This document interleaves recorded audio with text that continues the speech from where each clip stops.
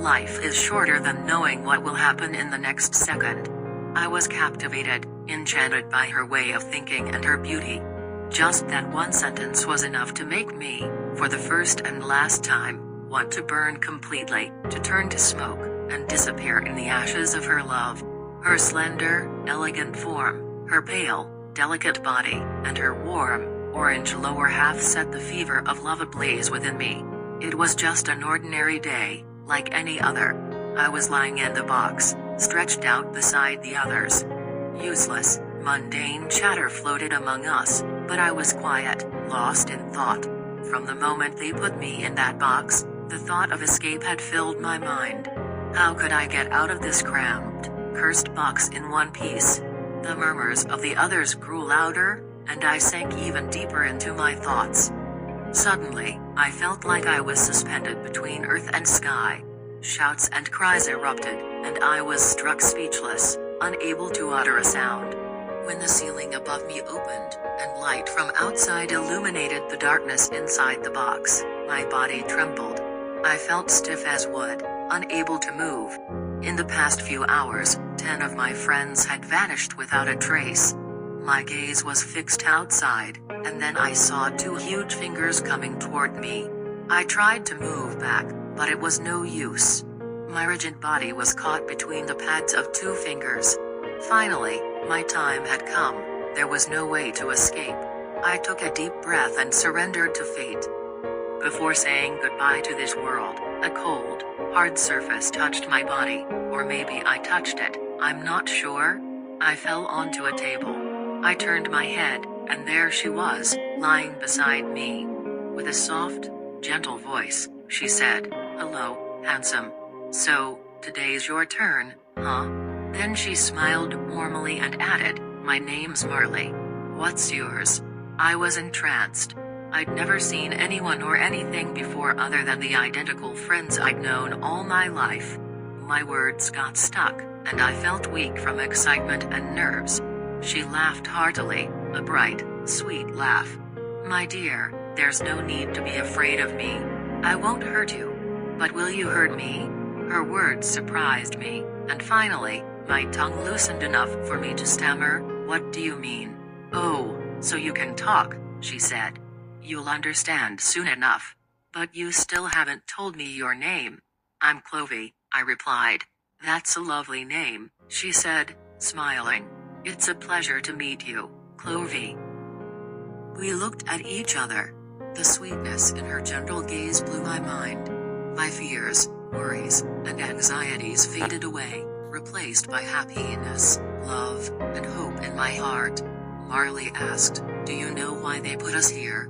I replied, "No, I don't know, but deep down, I thought, I wish we could stay here, and no one would come to take us away." She asked again, "Klawi, where did you come from?" I said, "Honestly, I don't really know. I live in a small box with a few friends who look exactly like me." Marley said, "I know. I've seen a few of them before." "You have? Where? How?" She said, "I live with my friends in a bag that's bigger than your box. When it opens, I get a good view outside. Unfortunately, a few of my friends are already gone. But, well, what can you do? That's what we're made for."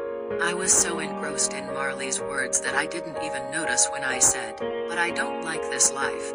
I want to be free, to live my own life, somewhere outside that dark, cramped box. I don't want to die here." Marley smiled and said, "Oh, honey, I get it. I really do. But don't be scared, don't worry. We were made for each other, to stay together, and to leave this world side by side. I'm here with you, and I won't leave you alone." No, Marley, this isn't right. Dying like this isn't fair at all.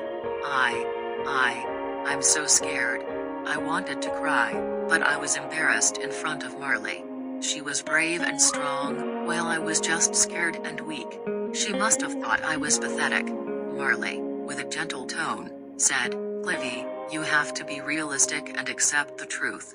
Look, the purpose of you and me is to burn and turn to ash. Do you know how to do anything else? Can you whistle, maybe?" You're supposed to do what you were made for, and that's no small or worthless task. You're incredibly useful and valuable. You can make a huge difference, whether on your own, with me, or with someone else who can go along with you. I'm not saying this just to comfort you. I've seen it with my own eyes, what your friends were capable of.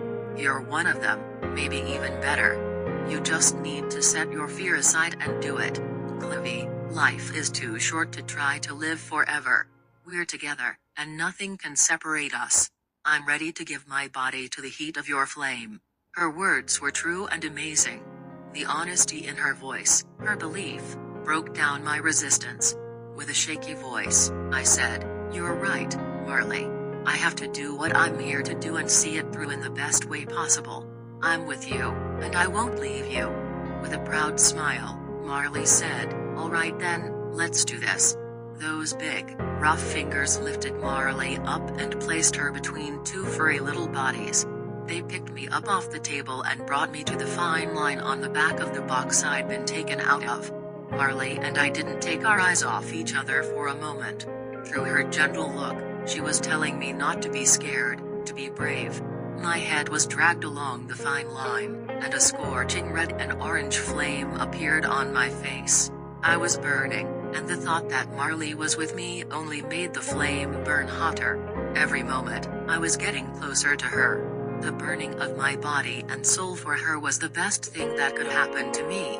After igniting Marley's flame, I took one last look at her beautiful, glowing face through the fire, and I took her image with me as the most beautiful memory from this brief life. And in the end, as the flames faded, Marley and I turned to ash and silence and peace, but the warmth of our love remained forever.